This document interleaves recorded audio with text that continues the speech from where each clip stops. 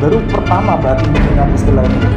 Bang aja dari dulu sampai Antioquia lah murid-muridnya. Bukan sejak lahir sudah.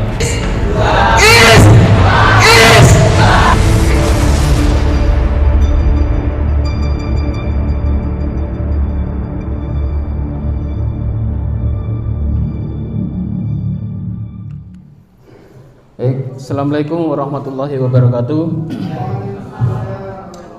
Innal hamdalillah nahmaduhu wa nasta'inuhu wa nastaghfiruh wa a'udzu billahi min syururi anfusina wa min sayyiati a'malina may yahdihillahu fala mudilla lahu wa man yudlil fala hadiyalah. Asyhadu an la ilaha illallah wa asyhadu anna Muhammadan abduhu wa rasuluh. Allahumma shalli ala Muhammad. Manuskrip tertua Perjanjian Baru bahasa Yunani, loh kan aneh lagi. Yesus itu orang Aramaik, orang Israel. Tetapi kitab Perjanjian Baru yang tertua manuskripnya itu ditemukan dalam bahasa Yunani. Padahal Yesus tidak pernah hidup di Yunani. Murid-muridnya pun tidak pernah hidup di Yunani sana. Tetapi kitab yang dipakai rujukan penulisan kisah-kisah itu berdasarkan manuskrip tertua bahasanya bahasa Yunani. Ini dari sumber penulisan aja udah kelihatan ya. Itulah sebabnya tadi dikatakan kitab ini disamakan dengan hadis pun itu masih tanda tanya. Hadis kan itu runut itu, dicari dari asalnya gitu. Oh kalau nggak sesuai, nggak nyambung dengan Nabi, ini hadis palsu, dipinggirkan. Tapi itu enggak, dari mulut ke mulut. Tadi Ustadz Subandi Sukoco udah cerita, Matius, Markus, Lukas, Yohanes. Pertama kali itu bukan Matius, betul. Pertama kali itu Markus. Jadi manuskrip tertua yang ditemukan 50 tahun setelah Yesus tidak ada itulah kitab Markus. Karena apa? Karena akhirnya penulisan itu pun mirip-mirip semua. Yang dinamakan sinopsis, sinoptik. Sinoptik itu adalah kisah yang sama diulang lagi. Tadi sudah disebutkan ada hadis yang diulang-ulang itu ya. Jadi kisahnya di Matius diulang di Markus. Pertama Markus dulu, Markus diulang di Matius, diulang di Lukas. Kalau Yohanes itu penulisannya udah agak modern, sudah mulai bermain filsafat. Kemudian ini yang pokok, ini coba Anda belajar ya. Tadi di depan sudah saya katakan bahwa kitab Markus itu adalah kitab yang pertama. Yang lain menyontor atau dinamakan sinoptik, kisah yang sama yang diulang. Coba dibaca yang ada ayat Markus pasal 9 ayat 5. Markus pasal 9 ayat 5. Kata Petrus kepada Yesus, Ya. Nabi, betapa bahagianya kami berada di tempat ini. Ya. Baiklah kami dirikan 3 kemah, Ya. satu untuk engkau, satu untuk Musa, dan satu untuk Elia. Dipanggil apa Yesus? Rabi. Rabi itu guru.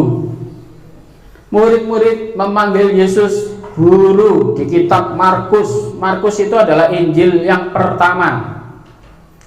Injil selanjutnya itu sinoptik, mengulang.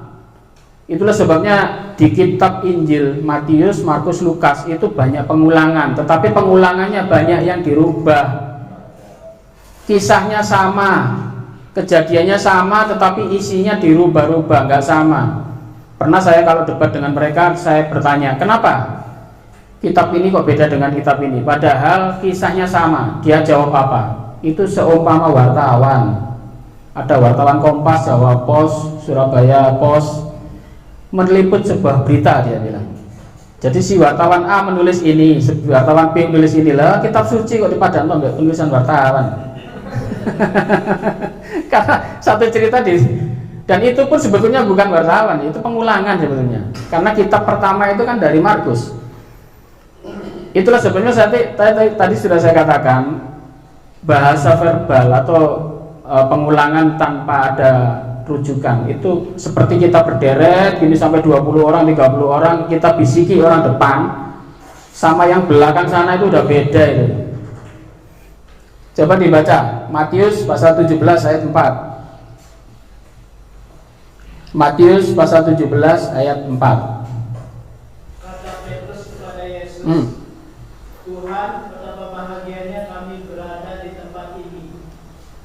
Ya, terus Jika engkau mau, biarlah kudirikan di sini 3 kemah, satu untuk engkau, Ya. satu untuk Musa, dan satu untuk Elia. sama ceritanya. Sama. Yang beda apanya?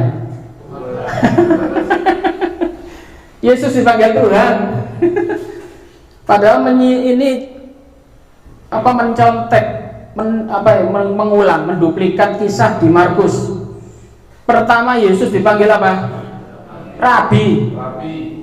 Kemudian dijiplak di Matius dipanggil apa? Tuhan. Rabi kok menjadi Tuhan? Nah ini catat itu, kasihkan pada orang-orang Kristen ini. Gimana jawaban mereka nanti? Anda nggak usah berdebat, kasih aja ayat contoh itu. Tolong Mas kasih jawaban, aku kok nggak ngerti ini. Ini kan Injil, iya. Ini satu dipanggil Rabi, satu dipanggil Tuhan, ceritanya gimana itu? Coba kepingin tahu saya jawabannya mereka apa. Ini satu contoh. Itu sebetulnya di kitab suci mereka banyak sekali perbedaan-perbedaan. Ada lagi, tak kasih lagi. Ayo buka Markus pasal 4 ayat 38. Lagi-lagi Markus, karena Markus ini ayat kitab pertama. Markus pasal 4 ayat 38. Yang dapat langsung dibaca. Markus pasal 4 ayat 38. Pada waktu itu Yesus sedang duduk mengajarkan laki-laki. Murid-muridnya membangunkan dia dan berkata kepadanya, Guru, Ya. kau tidak peduli kalau kita binasa. Yesus lagi guru. Bandingkan Matius pasal 8 ayat 25. Kisahnya sama itu. Ayo coba baca Matius pasal 8 ayat 25. Cepet-cepetan.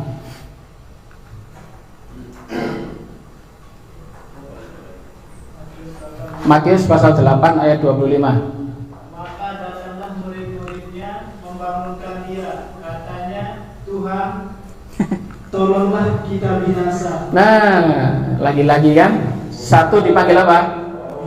Dipanggil guru. Di Matius panggil apa? Tuhan.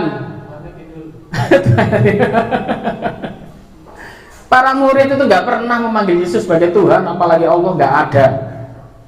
Yang ada itu dipanggil guru, rabi. Pemanggilan Tuhan, kalau Anda melihat bahasa aslinya, ya bahasa aslinya kan bahasa Yunani, itu ditulis kurios. Itu nanti kalau belajar bahasa asal itu dengan Pak Ali itu lebih pakar gitu. Pertama mereka menulis kurios. Kurios itu artinya tuan, bukan Tuhan loh ya, junjungan.